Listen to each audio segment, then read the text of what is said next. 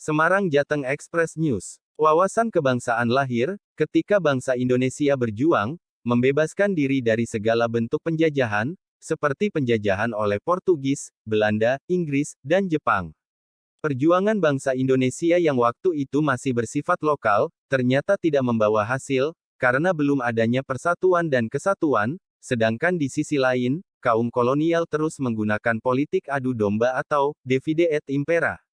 Kendati demikian, catatan sejarah, perlawanan para pahlawan itu, telah membuktikan kepada kita, tentang semangat perjuangan bangsa Indonesia, yang tidak pernah padam dalam usaha mengusir penjajah, dari Nusantara.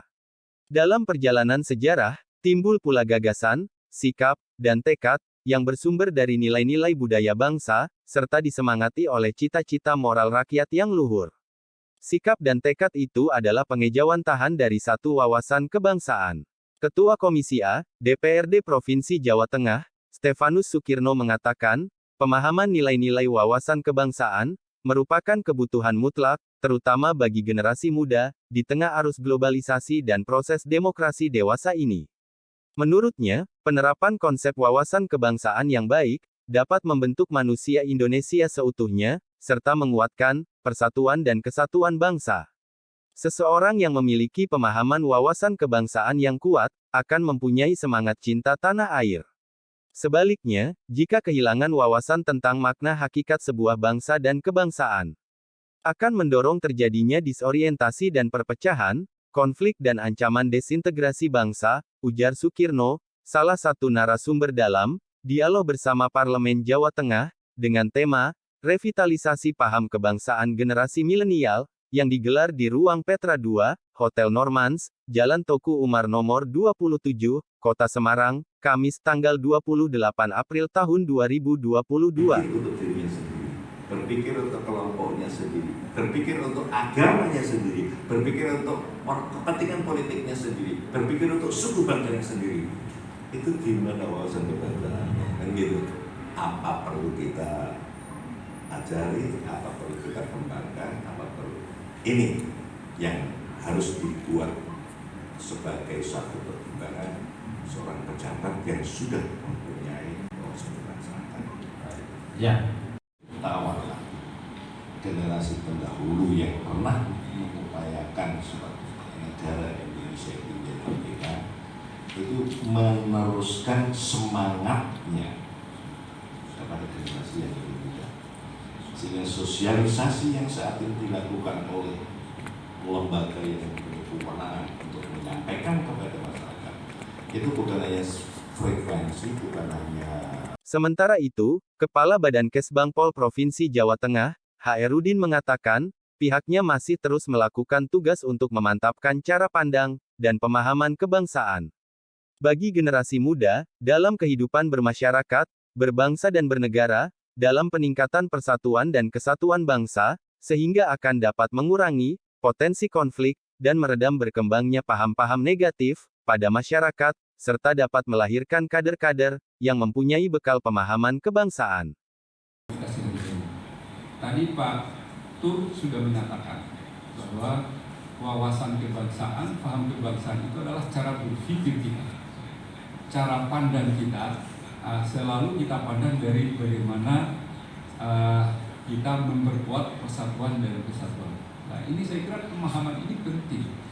Maka idealnya sebenarnya kita ini yang menggunakan HP ini, menggunakan medsos, ini sebenarnya sudah paham dulu tentang wawasan kebangsaan, tentang nilai-nilai Pancasila.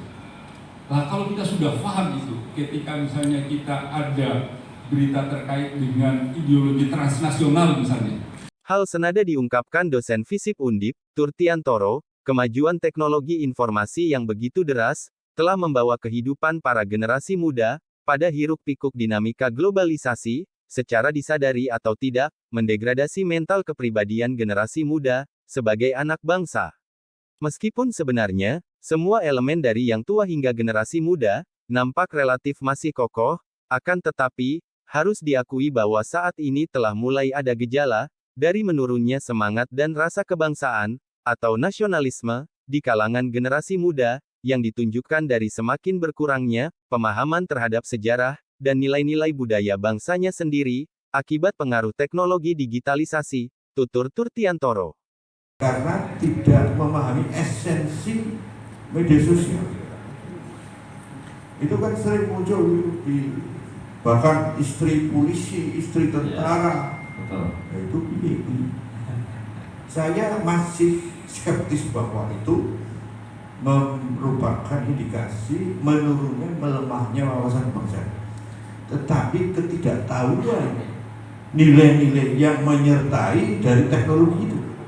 Pada kesempatan sama, pengamat sosial politik, Pujo Rahayu Risan menambahkan. Saya pikir ada loss generasi, ada gap antara generasi kita dengan milenial itu sendiri.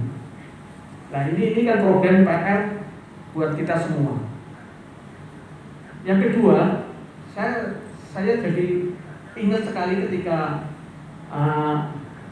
Pak Hiro tadi mengutarakan bahwa sebuah bangsa itu dari berbagai sudut pandang, dari berbagai latar belakang. Kalau hanya satu homogen itu hanya sub bangsa, katakanlah. Justru ini komunikasi akan semakin sulit, apalagi untuk milenial yang hanya secuil, katakanlah, karena memang generasi yang baru. Untuk catatan yang kedua begini, Demikianlah Taufik Jateng Express News melaporkan.